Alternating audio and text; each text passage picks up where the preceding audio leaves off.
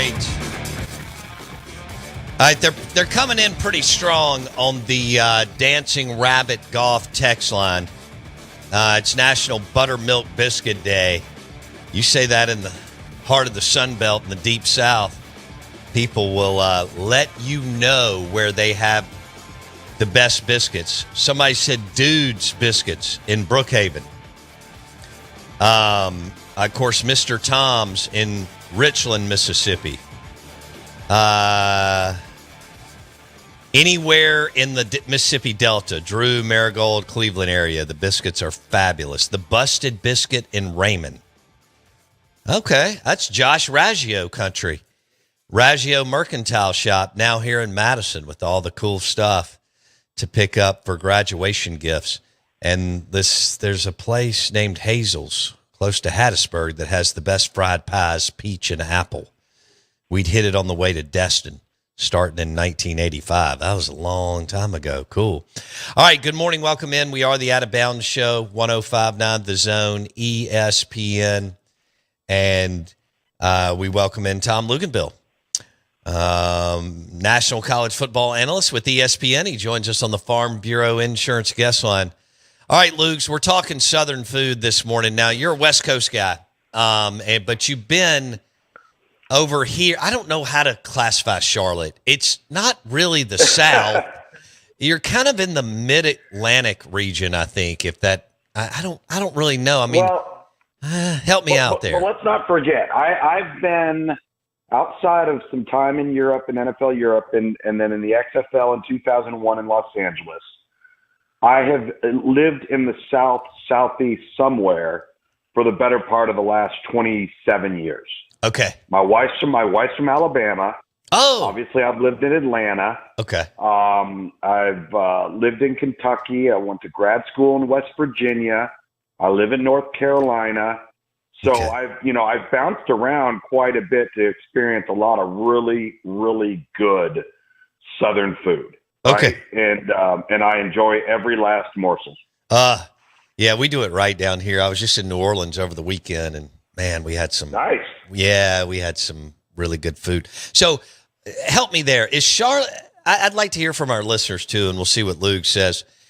Is Charlotte in the South, or is it, I don't even know where to put North Carolina. What do we do with that, Tom? So North Carolina is the equivalent to Kentucky. Okay. So I think where you get into the Charlotte part, and you're right there on the southern border, and you border up against South Carolina, I think that's pretty south, right? But Okay. then if you get into like Raleigh and some of those spots, now you're, up in the north, really the north, I guess, east portion of the state. But there's no real difference in culture. Okay. Like it's kind of the same, but like Kentucky's interesting. I say that because you've got Kentucky, which borders on Tennessee, and Tennessee to me is the South. Oh yeah. And then you got the top half of the state of Kentucky is bordering on the Midwest. Yeah. So you talk about Cincinnati, and do you live on the Ohio side or the Kentucky side? You talk about Louisville. Do you live on the Indiana side or the Kentucky side?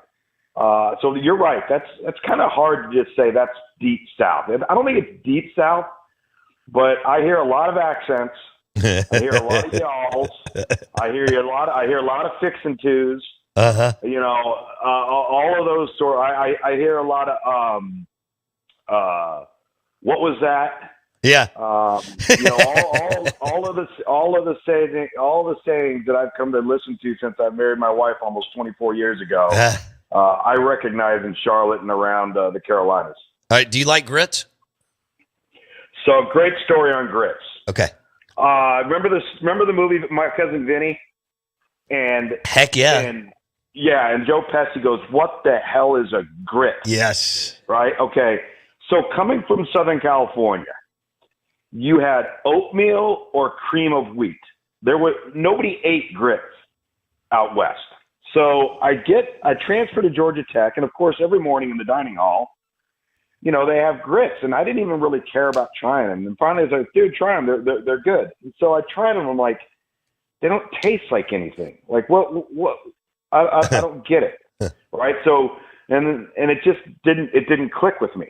So didn't touch a grip after that because I didn't really care and it didn't do anything for me. Right. Then, so I am getting ready to move from Huntsville, Alabama to Los Angeles, California to start in the XFL in 2001.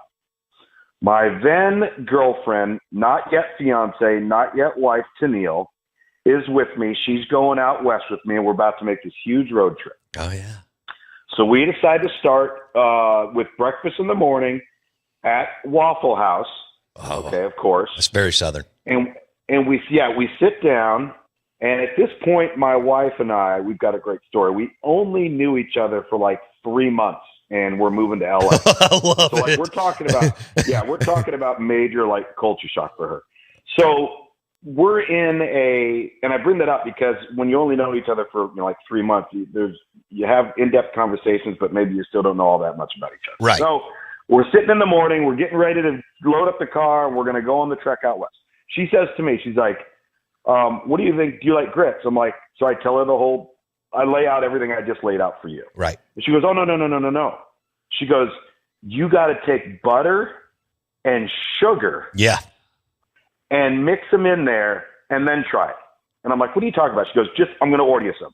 So she ordered me some. I did that, and I freaking loved it. Yep. Loved them.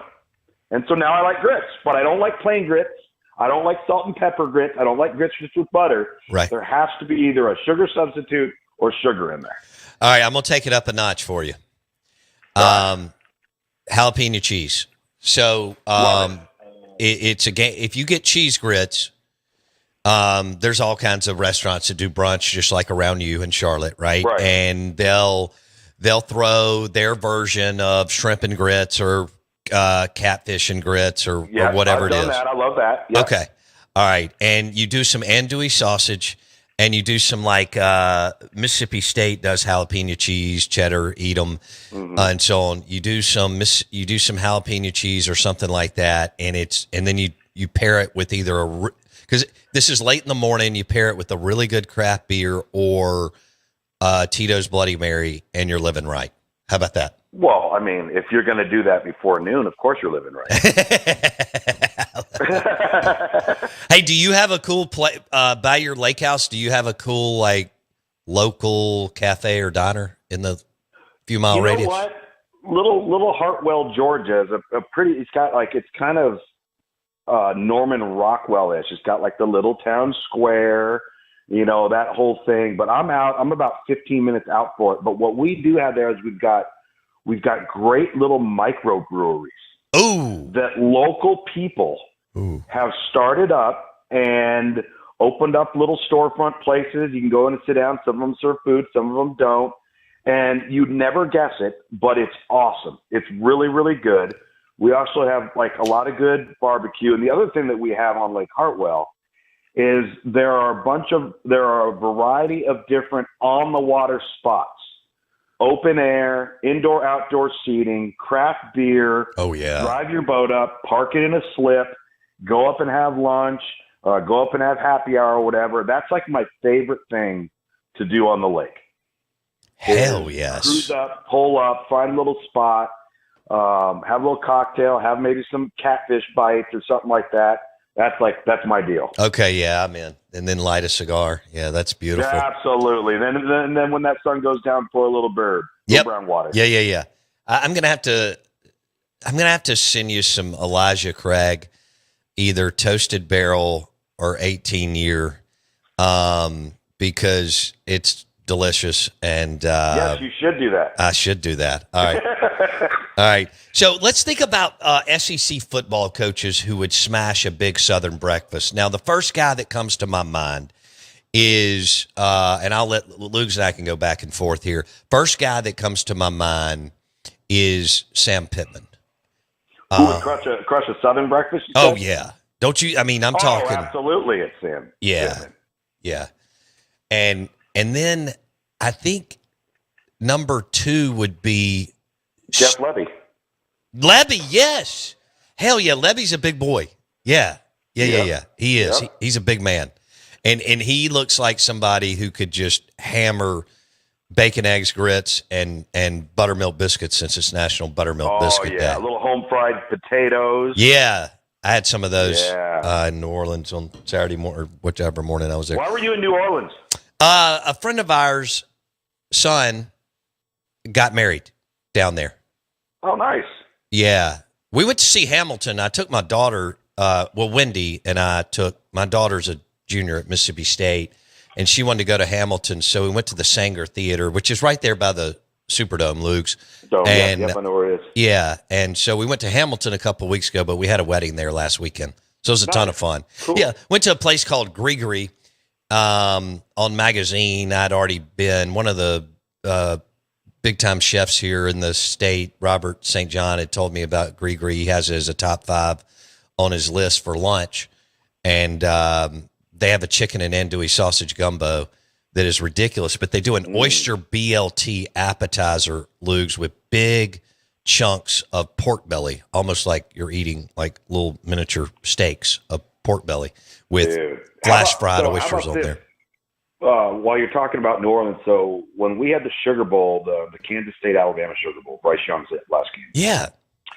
Our crew, it's me, Dave Pash, Dusty Dvorak, I think our producer, our director, we all go out. We go out to one of Emerald's restaurants. It was just a couple blocks from where we were staying at the Omni. They're right across the street from the Superdome. So we sit down, and then all of a sudden, Emerald shows up. That's awesome. And he sits right down next to us. We don't know why, and just starts engaging in conversation with us. And we didn't know, because he loves football, right? I don't know if many people know that he loves football. And I think he's got a daughter that also goes to LSU. But he just sits down and he starts to just couldn't have been nicer. And then all of a sudden he just goes, you know what?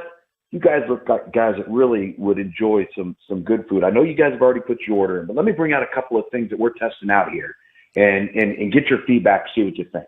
Next thing you know, like 6, 7 different plates of stuff that wasn't on the menu just show up at our table. It was awesome. And then he just sat there and talked through it and was just could not have been a more kind person. He is, he's done a hell of a job building his business and his brand and you describing what he, I've been to those restaurants down there. We just went to Merrill a couple of weeks ago. He named it after his daughter. It's another restaurant down there. In fact, it's my favorites. It even trumps Grigori for lunch. Merrill it's in the Warehouse District, which again is close to the Dome and Poydras. Yep. But if you go back down there, his newest, and now that his son's with him, there's no telling what's going to happen because evidently he just finished. So his son, Emerald's son, just finished CIA, Culinary Institute of America at Hyde Park in New York with Robert St. John's son, who I just referenced, Harrison's. Wow. They went up and did that whole run together, and now Robert St. John's son is in Chicago, and I think Emerald's son is either full-time in New Orleans or doing some kind of, internship and then coming in to the empire, so to speak. But Merrill's another spot. But that's so cool that he brought all that food out for y'all to try. I mean, that's big time. He does it at a very, very high level. Yeah, it was cool. So, by the way, I know we got off target there, but I was thinking about what we were on, who out of the SEC coaches would crush a Southern breakfast. Yeah. There's really only one more to me. Stoops. Named Sam. Stoops. Yep, that's it. Yeah, that dude's built like a junior college overachieving junior college defensive lineman. Don't you think? Yes, that's exactly. Yeah. And so, I know for a fact, Sark and Lane would be Southern California hole-in-the-wall Mexican joints. Yes. Which is the best Mexican food on the planet. I'd be right in line with them. Yeah. But I don't see if we're talking an elite level steak, like a Del Frisco's, a steak 48, sure. Steak 44, I got to be honest with you. I kind of see I kind of see that being like Shane Beamer. Yeah. And and maybe I don't know, maybe Billy Napier on that one. I don't know. But Southern breakfast, like, don't you just naturally put like the person's physical appearance Pittman, and apply Levy, it to who would love the breakfast? Yeah, I think you nailed it with Levy. So Pittman, Levy, Stoops, and Kirby are my four. Because Kirby's, even though he's got the frat look with the visor and all of them almost, but he's still stumpy. I mean, I know he was an overachieving secondary player for Georgia, and he was a gritty good player, but he's still kind of thick. But you're right on with Pittman, Levy, and Stoops. Those dudes can smash a Southern breakfast. And then I don't see it so much with Beamer, Brian Kelly, Sark. Like you said, they're going to get like authentic breakfast tacos from somewhere. Brian Kelly would be the last one. Yeah. Yep. I agree. He'd be the last on the list if we were talking biscuits and gravy, grits, and Drinkwitz. Bacon. Yeah. Oh, no question. No doubt. Tom Luginbill, National College Football Analyst with ESPN, also Food Insider, joins us on the Farm Bureau Insurance Guest Line. The show is brought to you by Total Transportation of Mississippi, and come join the home team at Total Transportation, and you can visit TotalMS.com. Competitive pay, paid vacation, full benefits, frequent home time, all powered by Total Transportation of Mississippi, TotalMS.com. All right, I'm trying to think, like, who's the most frou-frou? Is it, what I mean by that, I mean, we're thinking bougie. Is it Kiffin? Is it Drinkwitz? Is it Sark? And would anybody else be in? Oh, Elko smashes a big boy breakfast with Levy and how did we miss Elko? I guess because he's new and Oh, we screwed that up. I know, because Elko looks like he played defensive line for Central Michigan. Okay, just tough as hell, overachiever. Maybe I'm trying to think of another spot. Not Wofford. He could get to Troy.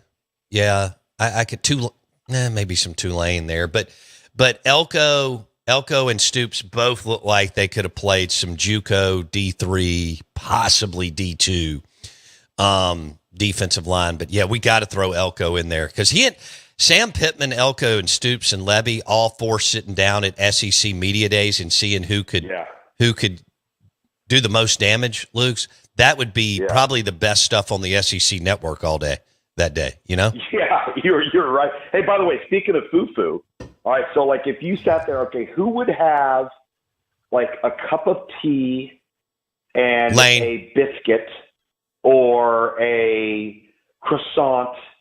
Lane. You think Lane? No way, it's Drinkwitz. Well, I think it's like 1 and 1A.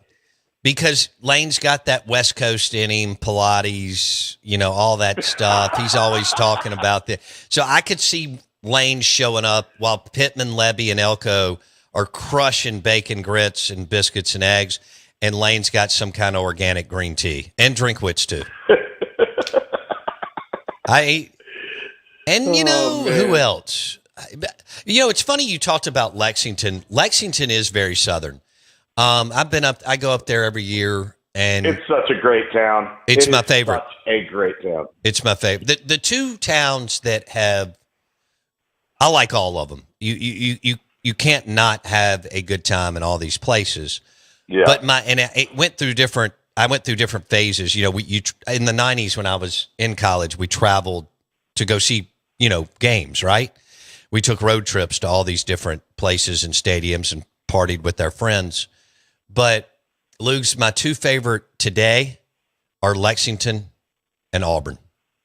They've just done a great job. Good choices. Yeah, good choices. My son is, 25 minutes down I-75. Eastern Kentucky. Yeah. Is he doing well? He's doing great. He just finished spring ball. He won the short snapping job as a redshirt freshman going into the summer, and then they're going to have him. He's going to compete with another kid on the team for the punting duties in fall camp. So he'll be the short snapper, and then could end up being the snapper on punts as well. So just a redshirt freshman, but he's making some progress. That's awesome. I remember seeing him last year when Eastern Kentucky came into to start. State, that's right. Yeah. Yeah. All right. Well, I think I had more. I mean, I love talking football with you, and sometimes it's fun just to BS. It's a ton of fun to talk about, coaches smashing big Southern breakfasts, and then who would be with the tofu. And I'm going Drinkowitz and Kiffin. And I'm so glad you threw out Levy, and then we left out. This is great. We've got like all these. Elko? I still don't understand. I don't know because they could be sneaky good this year too. If he gets that secondary right.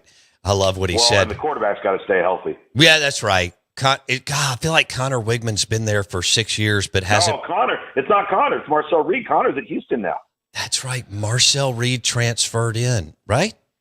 Or was he? Well, he was. Yeah, he had been there. He played a lot for him last year because Wigman got hurt. Okay. Yeah. Okay. Damn, Marcel Reed. Connor Wigman went to where? Houston. Willie Fritz. Yeah, Willie Fritz. Did you see Mario Cristobal's reaction to getting that big-time recruit yesterday, Luke? Jackson Cantwell? Yeah. I didn't see. What did Mario do? Okay, well, I thought about you since you did so much ACC network stuff last year. And he was at the ACC spring meetings, and he, went crazy out in the hallway, and they videoed him. And that's pretty good. Yeah. Tell me about this player. Before we let you go, tell me about this player that Mario Cristobal at Miami got. Yeah, he's a big-time player. He's got tremendous upside because he's still young. He's got a baby face.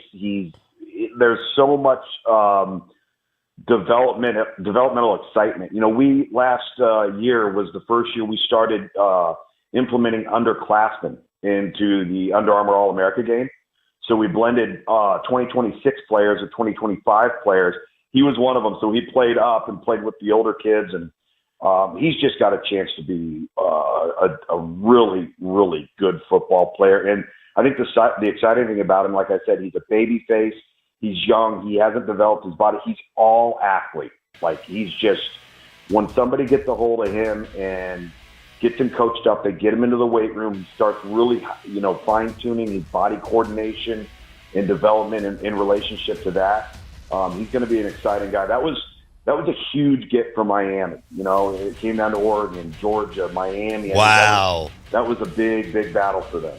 Tom Luginbill, food insider, culinary insider, national college football analyst with ESPN, joined us live from the lake in Georgia. Have a good week, man. We'll talk soon. All right. Yeah, buddy. Tom Luginbill on the Out of Bounds Show, brought to you by Total Transportation of Mississippi, nationwide and regional routes for solo and team drivers, competitive pay, paid vacation, full benefits. TotalMS.com to apply today.